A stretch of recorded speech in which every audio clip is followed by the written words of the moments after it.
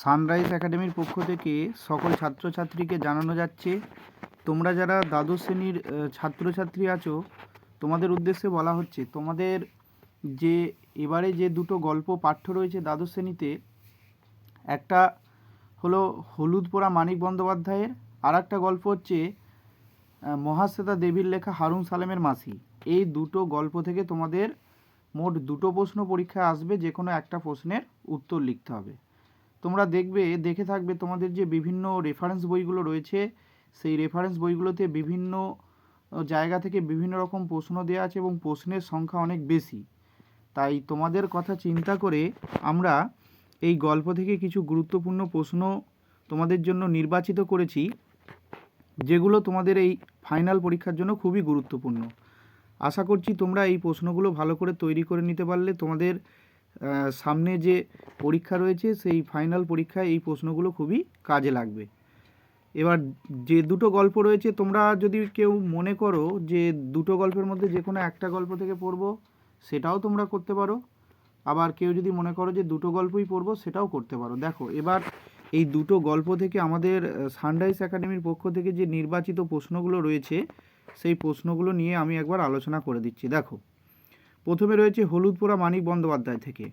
মানিক বন্দ্যোপাধ্যায় হলুদ পোড়া গল্প থেকে আমরা মোট এখানে 8টা প্রশ্ন নির্বাচিত করছি।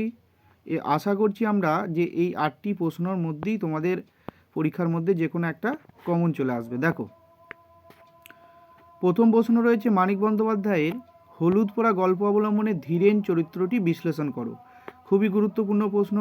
তোমাদের এই দুটো গল্পের মধ্যে যে কোনো একটা গল্প থেকে চরিত্র কেন্দ্রিক প্রশ্ন আসার সম্ভাবনা রয়েছে, তাই আমরা সে কথা চিন্তা করে হলুদ পোড়া গল্প থেকে ধীরেন চরিত্রটাকে নির্বাচিত করেছি। দেখো, দ্বিতীয়ত, এই সব খাপছাড়া অসুখে ওদের চিকিৎসায় ভালো ফল দেয়। খাপছাড়া অসুখটি কী, ওদের চিকিৎসার কীরূপ দৃষ্টান্ত গল্পে বর্ণিত হয়েছে তা লেখো।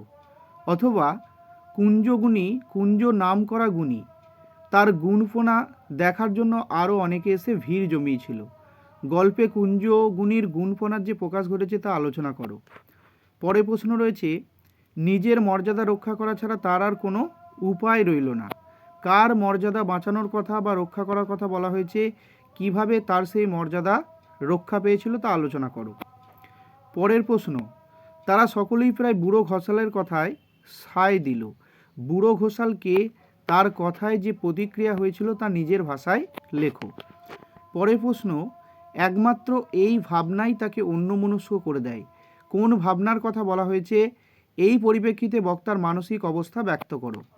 পরের প্রশ্ন, আর দেরি করা উচিত নয়, এক্ষুনি শুভ্রাকে সুযোগ দেয়া উচিত। কার কখন একথা মনে হয়েছিল, এজন্য তাকে কি শেষ পর্যন্ত কি করতে হয়েছিল তা আলোচনা করো। পরের প্রশ্ন, নিজেকে জীবন্ত ব্যঙ্গের মতো মনে হচ্ছিল। কার এমন মনে হয়েছিল, তার এমন মনে হবার কারণ লেখো। পরের প্রশ্ন, আমি বলাই চক্রবর্তী, আমি শুভ্রাকে খুন করেছি। কোন প্রসঙ্গে এই স্বীকারোক্তি, এই উক্তিটির মধ্যে দিয়ে গল্পে কি নাটকীয় পরিণতি ঘটেছে। এর পরে রয়েছে হারুন সালেমের মাসি মহাশ্বেতা দেবী থেকে। এখান থেকেও আমরা সানরাইজ একাডেমির পক্ষ থেকে মোট 8টি প্রশ্ন নির্বাচিত করেছি। 7টি প্রশ্ন, এই 7টি প্রশ্ন যদি তোমরা খুব ভালো করে নাও, তাহলে আশা করব তোমাদের আর বাকি বড় প্রশ্নের জন্য কোনো চিন্তা করতে হবে না। দেখো, এই প্রশ্নগুলো আমি একবার আলোচনা করে দিচ্ছি। প্রথম প্রশ্ন রয়েছে, হারুন সালেমের মাসি গল্প অবলম্বনে গৌরবী চরিত্রটি বিশ্লেষণ করো। পরের প্রশ্ন, কি ভয়ানক প্রতিহিংসা নিবারণের, কি কারণে নিবারণের এই প্রতিহিংসা, কিভাবে সেই প্রতিহিংসা নিবারণ মিটিয়েছিল তা আলোচনা করো। পরের প্রশ্ন, তার মনে হলো তার চেয়ে হারার মা ভাগ্যবতী। কার একথা মনে হয়েছিল, তার একথা মনে হবার কারণ লেখো। পরের প্রশ্ন, তার স্বর্গ আর হারার মার স্বর্গ কি এক হতে পারে না। কোন অবস্থাকে গৌরবীর স্বর্গ বলে মনে হয়েছিল, তার এমন মনে হবার কারণ লেখো। পরের প্রশ্ন, গৌরবীর শুকনো বুকে যেন কিসের ঢেউ লাগলো, প্রসঙ্গ উল্লেখ করে উদ্ধৃতাংশটির তাৎপর্য আলোচনা করো। খুবই গুরুত্বপূর্ণ প্রশ্ন। পরের প্রশ্ন রয়েছে, নিজেকে বড় প্রয়োজনীয় মনে হলো গৌরবীর হঠাৎ।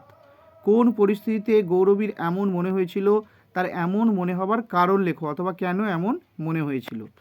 পরের প্রশ্ন, গৌরবীর ভেতরটা শুকিয়ে গেল, কখন গৌরবীর এমন অবস্থা হয়েছিল, তার এমন অবস্থার কারণ লেখো।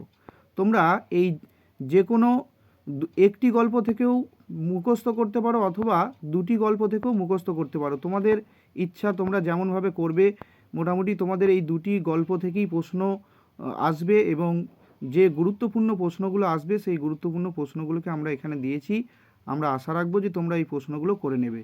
আর পরের ভিডিওতে আমরা তোমাদের যে গল্প অংশ রয়েছে সেই গল্প অংশ থেকে প্রশ্নগুলো আমরা দিয়ে দেবো, গুরুত্বপূর্ণ প্রশ্নগুলো, সেগুলো তোমরা দেখে নেবে। ধন্যবাদ।